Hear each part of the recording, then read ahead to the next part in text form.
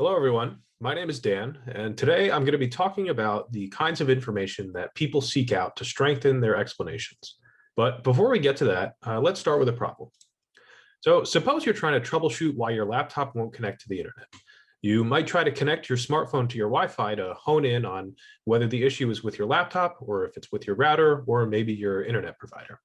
But if your phone is able to connect to the internet with no issue, then you've identified the source of the problem, your laptop. So now you need to figure out the specifics of this issue. To do this, you might seek out an explanation for how your laptop connects to the internet. That way, you can figure out where your laptop is getting hung up along the sequence of events that occurs between hitting connect and actually being connected to the internet. Understanding this series of causal events provides you with an explanation that traces the cause to an effect by describing the successive mechanisms that eventually produce the outcome. So, searching for a causal explanation allows you to identify the specific error your laptop is experiencing when trying to connect to the internet, which makes for better troubleshooting. Then, in the future, if you experience connectivity issues, this explanation provides you with a potential starting place for where to look. Now, this one example that maybe hits too close to home in our modern virtual world illustrates a greater point about the use of causal explanations. Causal explanations are important because research has routinely shown that people use causality to understand events in the world. For example, when recalling stories that were written to contain no causal language, people spontaneously inferred causal relationships that associated the events in these stories. Causal knowledge also allows us to act on causal relationships to produce desirable outcomes and get things done. If you understand what's causing your flowers to wilt, for example, you can intervene on that cause with a particular treatment to make your flowers healthy again. Causal explanations also increase our comprehension by reducing the impact of outdated or incorrect information. Causal explanations are able to refute claims by explaining how or why information is incorrect or no longer relevant. So causal explanations are useful, but we don't always know all of the steps that connect a cause to an effect. As was the case with the laptop, we didn't know what occurred between hitting connect and actually being connected to the internet. In these cases, we can search for information to fill out our explanation. So research has explored why or when we search for more information, and a host of reasons have been found. So for example, we might search for more information if we're wrestling with two conflicting options, like say which of two diets is best suited for weight loss.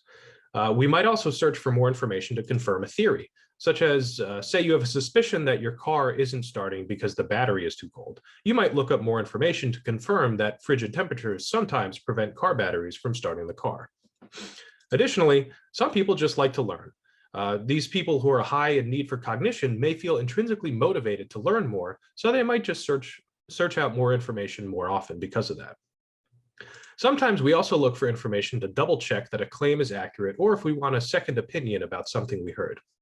And last, we may also be more inclined to search for more information if an idea feels unfamiliar or if we feel less confident in our understanding of it. So together, all of this work suggests instances when one might search for additional information. But in this research, we are interested in another question. What information do you search for? And this brings us to our research question. So in this set of experiments, we want to know what kind of information people want to gain when filling out a causal explanation. And to explore this, we developed an information search task, which I'm going to walk you through right now. So in this task, we presented a causal relationship with an arrow demonstrating the direction of that relationship. So in this example, UV radiation causes sunburn. A causal chain that participants saw then shows the first step being UV radiation, followed by 3 additional steps they could learn about, which are numbered sequentially. And finally, the produced effect is at the end, sunburn. Participants could search for more information at any of these intermediary steps in the sequence from cause to effect, and they did so by clicking on the intermediary step that they were interested in, which would then uncover the mechanism at that step. They were then prompted to indicate whether they would like to continue searching for additional information. If yes, then they could select another step. If not, then they would move on. So people were free to search for as many or as few steps as they wanted, and the design of this task allowed us to record how many steps each participant searched for, as well as the order of the steps that they searched in. Additionally, the placement of the cause and the effect was counterbalanced to control for potential directional effects. So in this example, we see UV radiation, the cause, on the left, and sunburn, the effect, on the right. But in another chain, participants might see the strength training, the cause, on the right, and increased muscle mass, the effect, on the left. Now, thinking back to our research question, we are interested in what information people choose to search for. And we can operationalize that question as where in a causal chain do people search for information? So one possibility is that people seek out steps that are closest to the root cause of an explanation. Categorization research has found that people place strong weights on root causes in causal chains. People have also shown a preference to intervene on root causes to bring about change in a causal system. And this weighting of root causes may result in a general preference to search for information that is closest to the cause in an explanation or the most root of the intermediary steps. Under specific conditions, however, people show preferences for proximal causes, those that are closer to an effect rather than the root cause. So previous work has shown a preference for intervening on proximal causes when implementing short-term solutions to problems.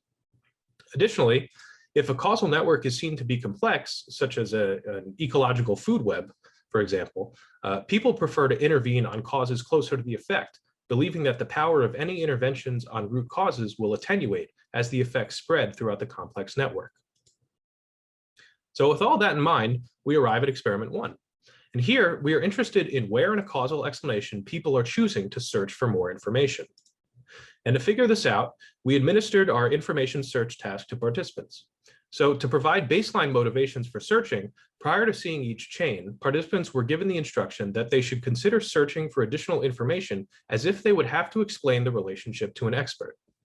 Now, altogether, participants were exposed to 9 relationships of various lengths.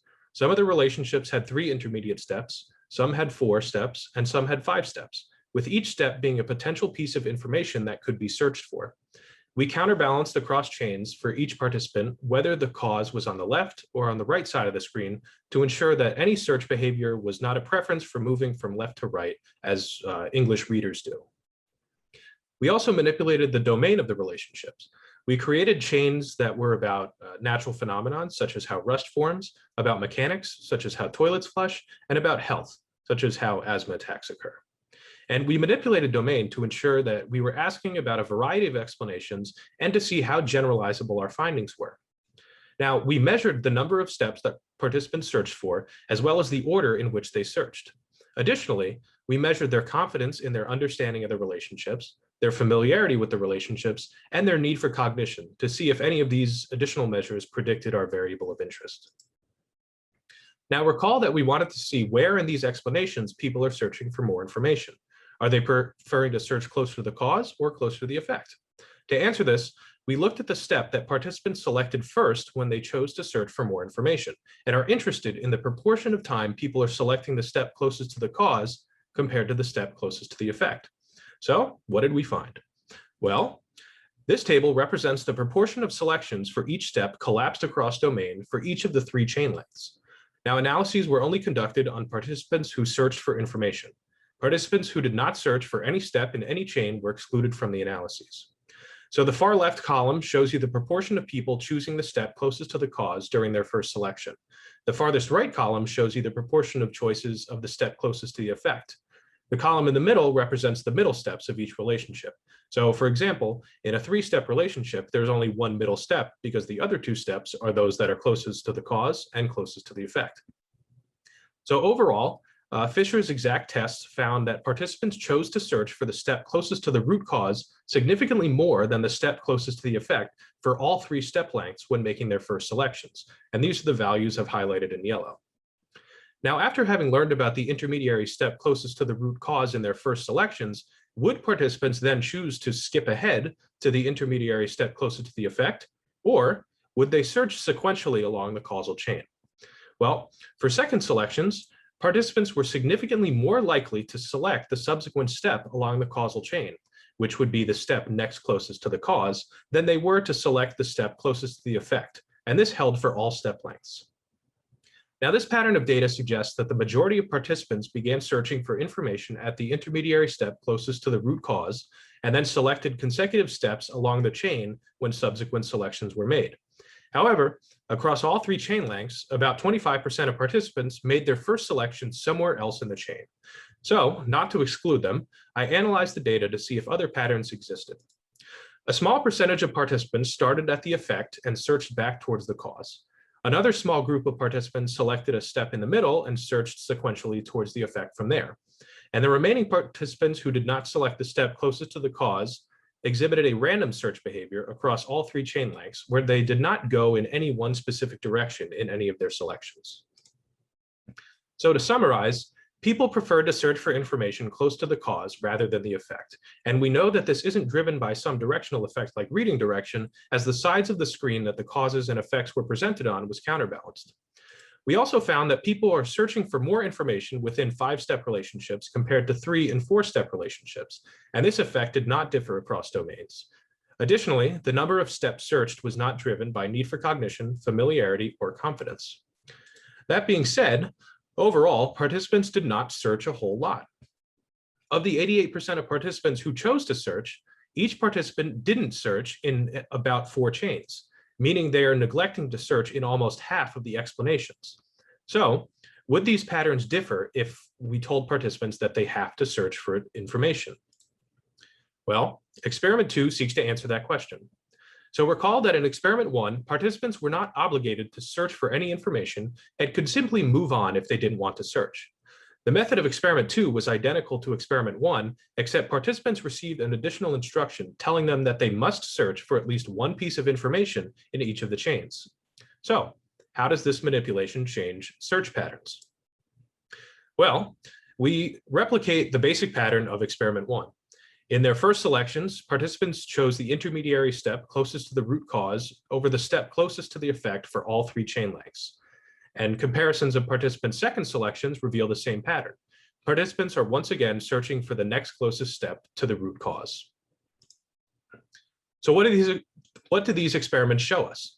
Well, people were searching for information closer to the root causes, which falls in line with the categorization literature and research regarding people's preference for intervening on root causes. If you understand the information in the earlier steps of the relationship, you may be able to explain your way through to the effect. If you only know the information close to the effect, you may not be able to trace your way back to the cause. Also, while not our main effect of interest, we also found that people were searching for more information for the 5-step relationships.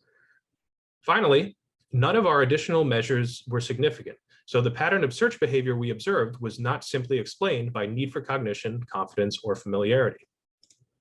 Now, in practice, these findings have implications in learning environments.